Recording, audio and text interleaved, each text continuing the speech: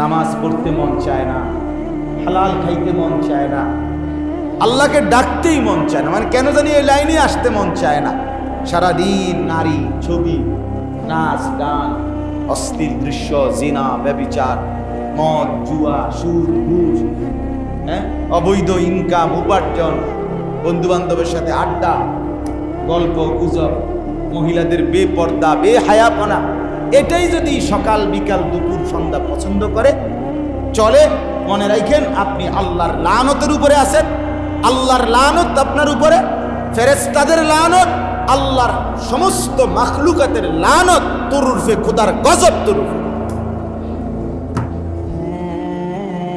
খোদার গজব, তরুরফে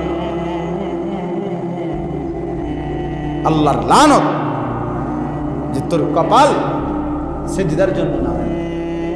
জুতা ঠিক করতে গিয়ে কিন্তু মাথা নামায়, সেজদার জন্য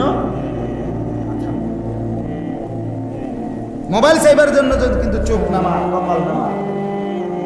আল্লাহকে সেজদা করার জন্য কিন্তু কোরআন দেখবার জন্য কোনোদিন চোখ নামায়। তাইলে তোর উপরে খোদার গজব, আল্লাহর লানত,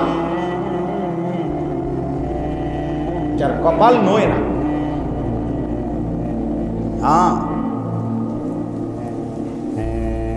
একটি সেজদা না দেওয়ার কারণে ইবলিসের প্রতি আল্লাহ তাআলা কি পরিমাণ রাগ করছে।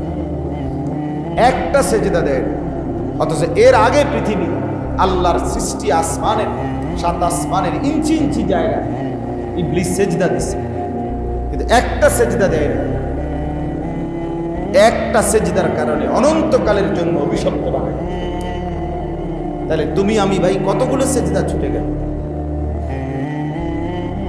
তুমি আল্লাহর পছন্দ, আল্লাহর পছন্দ যদি আমাদের কোনো রোগ শুরু হয়। ফেরাউনের 40 বছর কিতাবে আছে, 40 বছর ফেরাউনের কোনোদিন কোনো সর্দি, কাশি, মাথা ব্যথা, একটা হাসিও দিছে, কোনো ব্যারাম আসিল না।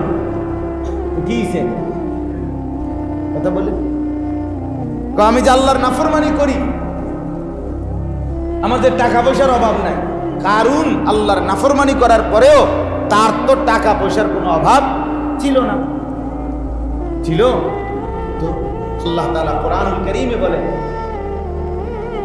আমি কারুনকে ওয়াতাইনাহু মিনাল কুনুজ মা ইন্না মাফাতিহাহু লাতানূবু বিল উসবাতি উলিল কুওয়া।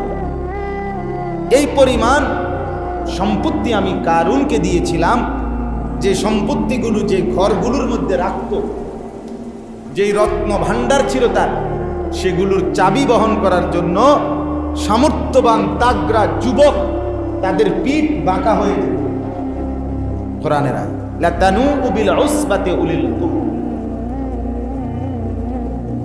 তাফসীর আছে 70টা যুবক তাদের পিঠ বাঁকা হয়ে, ওই যে সিমেন্টের বস্তা যে ট্রাকের থেকে নামায়, দেখছেন না কোনো সময়? দেখছেন?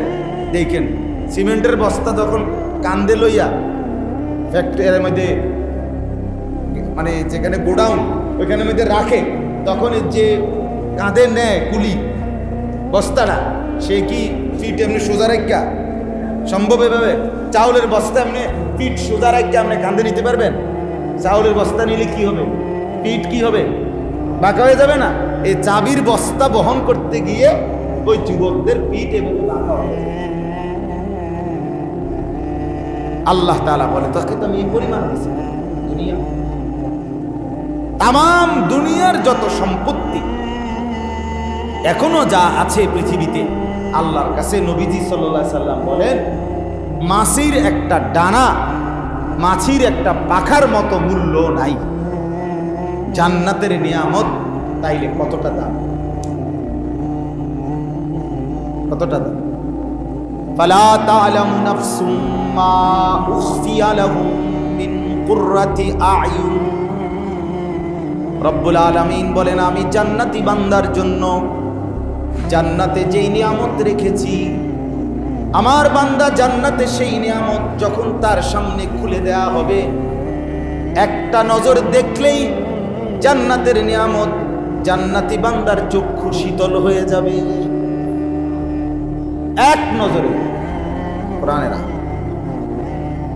ইন্নাল মুত্তাকিনা ফি জান্নাতিন ওয়া উয়ুন আখিদিনা মা আতাহুম রাব্বুহুম ইন্নাহুম কানু ক্বাবলা যালিকা মুহসিনিন।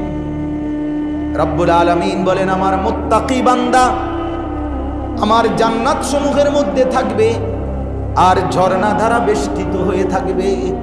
উয়ুন, আল্লাহ বলেন আমি কি পরিমাণ নিয়ামত, কি পরিমাণ সুখের বস্তু জান্নাতের মধ্যে বান্দাকে দেব জাননি।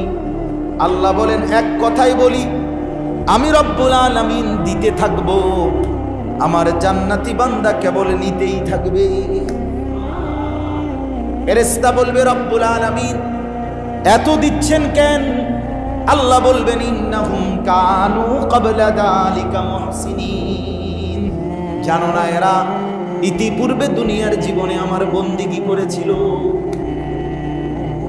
আমার ইবাদত করেছিল, রাত গভীরে সব ঘুমিয়েছিল। আমি আল্লাহকে ভয় করে রাতের 4টা বাজে আলাদা ডেকে আমি মাওলার জন্য সেজদা করে আমি মাওলাকে একাকী ডেকেছিল। আমি তো দেখছি আজ আমি আমার বান্দাকে বিনিময় দেব, আমি খুশি করে দেব। লাহুম মা ইয়াশাউনা ফিহা ওয়া লাদাইনা মাজিদ। আল্লাহ বলে জান্নাতে আমার বান্দাকে সে যা চাইবে তাও দেওয়া হবে। এরপরে আল্লাহ বলেন আমি আমার নিজের থেকেও অনেক বেশি দিতে থাকব। কেন? কারণ আমার বান্দা চিনেই কয়টা, বলবেই কয়টা।